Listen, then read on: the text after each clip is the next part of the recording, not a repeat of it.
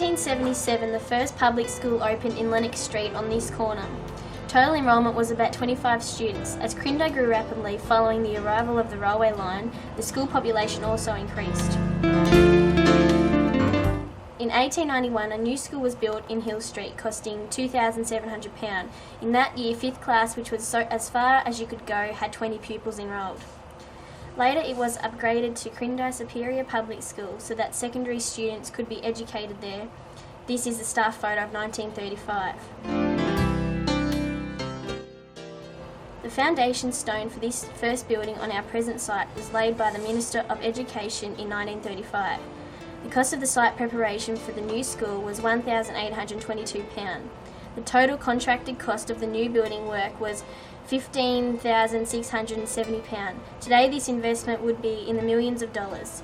As Australia was still suffering its worst economic downturn in history, the Great Depression, this was a remarkable investment in public education by the government. The new Quirindi District Rural School was opened in 1936 by Director General of Education Mr. Ross Thomas. Mr. J.R. Taylor erected the main gates in memory of his wife Robina. The mottos on the plaques were inspired by those on Mrs. Taylor's American diploma.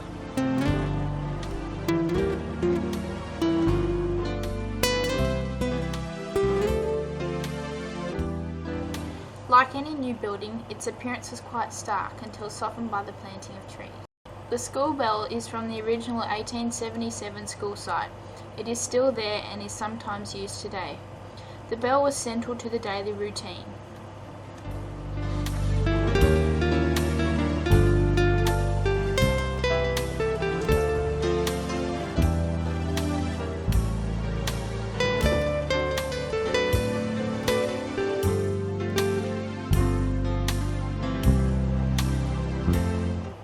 The man with the whistle is believed to be Mr. Bill Beattie, the manual arts teacher. To get to school, children walked or rode bicycles. Some pupils, like our special guest Mr. Tony Kane, got a lift in a truck. In 1938, the enrolment of 149, of whom 70 pupils came from outside the town area. A major issue at the time was providing an education for children in Werris Creek. Some of them went to Tamworth High, and some caught the regular passenger train south to Quirindi. Unfortunately, this meant they didn't get to school until about 10 a.m. To solve this problem, there was an even consideration given to establishing a hostel for boarders. A school bus service was introduced for pupils from Wollabadar and Willow Tree.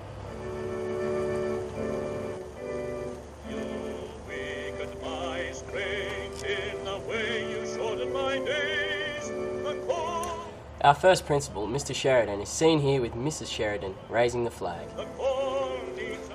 Initially, teachers rarely stayed long. Most lived in hotels or private board. The staff of the Quirindi District Rural School were based in the single upstairs room, which is now the maths staff room. Mr. Jack Sheridan was our first principal. Other teachers are Mr. Russ Bell, Primary and Sports, Mr. Hinchy, Booth and Harvey, General Teachers, Merv Dive, Betty Newborn, History and Geography, Miss Wood, Chips, Primary and First Year. The pupils were much more regimented than today. Daily assembly involved saluting the flag, and there was a lot of marching. These pupils are marching past the south-eastern corner of the building. This is hard to recognise because it was later extended.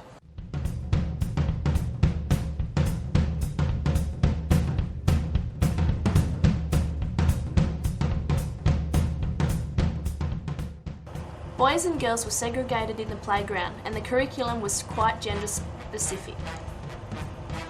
PT, physical training, was considered important.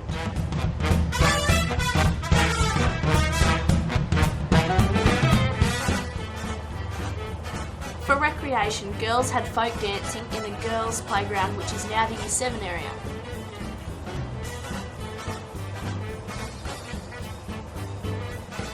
Boys undertook PT in the boys' playground, which is now the Year 12 area. Girls learned domestic science subjects such as cooking and the new kitchen.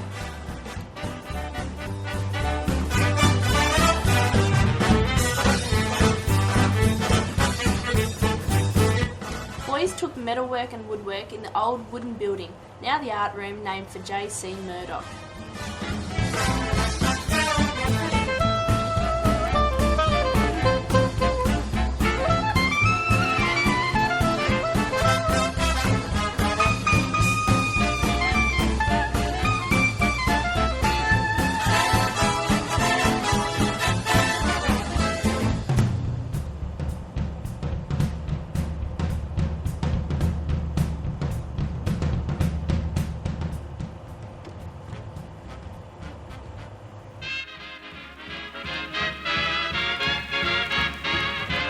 These girls are playing in front of the bike shed, which ran down through the quadrangle.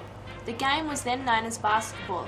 Its name was later changed to netball, presumably to distinguish it from the game imported from the USA.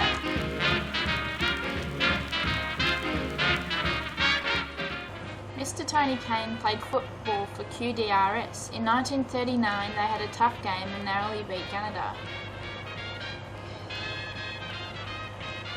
Afterwards he was presented with the Taylor Cup by J.R. Taylor himself. Sports teacher Mr. Russell Bell made a big impact on the school. This is his gymnastic display in 1940. As well as playing in the local A-grade football team, he was a keen balsa wood modeller and inspired many young students. He is also credited with taking this movie footage of the school.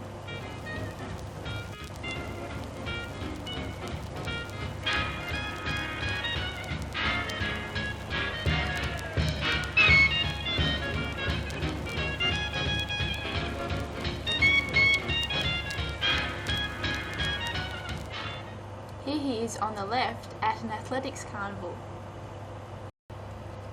Mr. Bob Austin, who died recently, receiving a sporting trophy in his senior years at school, probably 1944.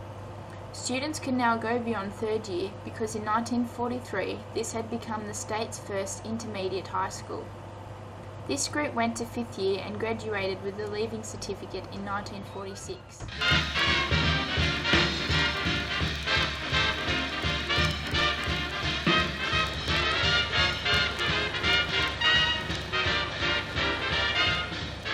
This is the staff in 1946.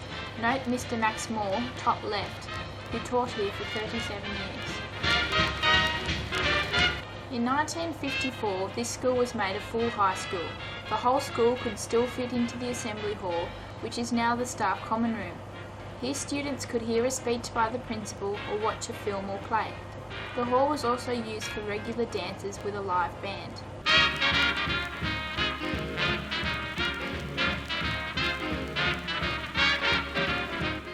Gymnastic apparatus was incorporated in the room's design. Sometimes a rope square would be erected and boxing was organised by the Police Citizens Boys Club. By 1958 the staff had expanded and the atmosphere was at times a little more relaxed. Mr. Max Moore, centre, taught here until 1983. The school had a militia from the earliest days. After World War II broke out, many cadets went on to join the army, including Mr. Kane. Cadets continued for decades after the war.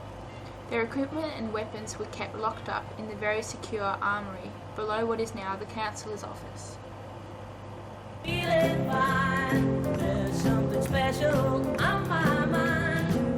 Swimming has long been a popular sport at Quirindi High School.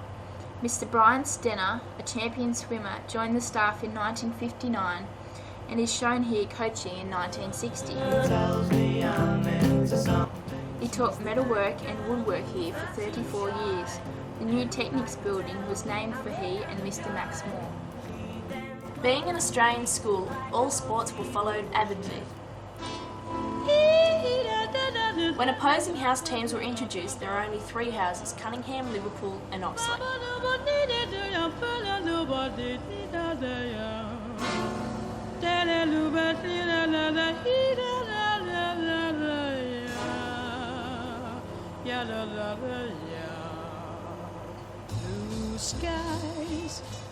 Athletics carnivals included tunnel ball and overhead ball competitions. The Scrimmager Cup was the focus of competition between Quirindi, Scone and Gunnedah secondary schools. Sometimes even the boys played tunnel ball. Never saw the sun shining so bright, never saw things going so right, noticing the days hurrying by, when you're in love, my how they fly, blue days, all of them gone, nothing but blue skies from... Athletics carnivals always included formal marching.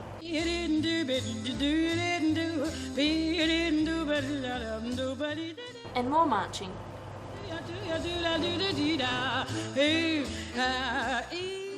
The marching was good.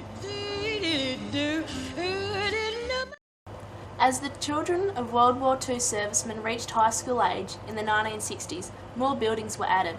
First the Smallman Wing, next came the Bassett Building, and then the MPC, which was later named for J.R. Taylor. By this time, Quirindi High School offered an innovative curriculum via the semester system, which this school pioneered.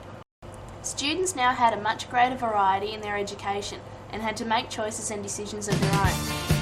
You can go your own way. By the 1980s, enrolment was near 700. The staff now numbered in their 40s.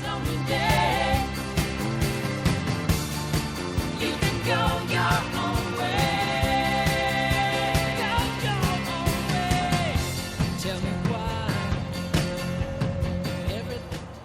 During a very cold snap in 1984, snow fell. It was July 4th. Classwork stopped, everyone went outside. Snowballs were thrown and a couple of snowmen were built in the playground. If I could, baby, I'd give you my world. What's changed? The size of the school has changed, the facilities have improved, but some things never change. Quirindi High School has preserved many fine traditions. Students still wear the maroon and gold, play in the quadrangle, and do their best at sports carnivals and inter-school visits. Pride in our school is undiminished. Go your own way.